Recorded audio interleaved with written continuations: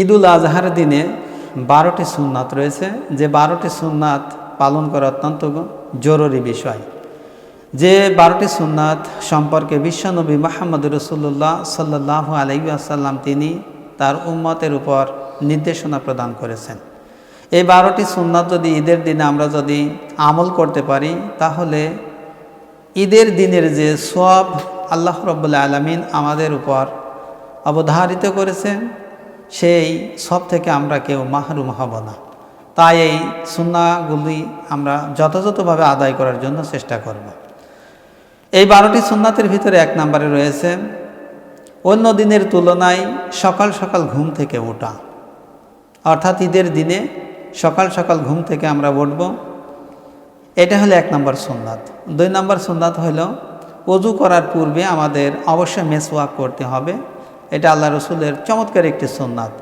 3 নম্বরে গোসল করতে হবে ঈদের জামাতে যাওয়ার পূর্বে। 4 নম্বর সুন্নাত রয়েছে শরিয়া সম্মত নতুন কাপড় চোপড় পরিধান করা। 5 নম্বরে শরিয়া সম্মত সাজসজ্জা ব্যবহার করা। 6 নম্বরে যে সুন্নাতটি রয়েছে সুগন্ধি ব্যবহার করা।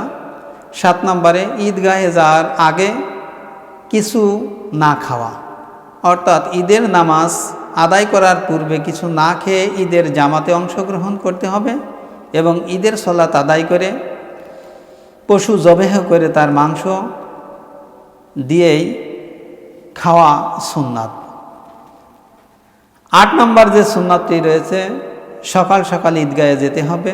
9 নম্বরে যে সুন্নাতটি রয়েছে ঈদের নামাজ ঈদগাহে গিয়ে আদায় করা। 10 নম্বরে যে রাস্তা দিয়ে ঈদগাহে যাওয়া, নামাজ শেষ করে অন্য রাস্তা দিয়ে ঈদের নামাজ শেষ করে বাড়িতে আসা। 11 নম্বরে পায়ে হেঁটে ঈদগাহে যাওয়া। আমাদের ভিতর অনেকে আছে বাইসাইকেল নিয়ে অথবা মোটর সাইকেল নিয়ে ঈদের ময়দানে যায়, অর্থাৎ ঈদের সালাত আদায় করতে। এটা সুন্নাহসম্মত না। বেশি দূরে যদি না হয়, যদি কাছে কাছে হয়, তাহলে অবশ্যই আমাদের পায়ে হেঁটে যেতে হবে।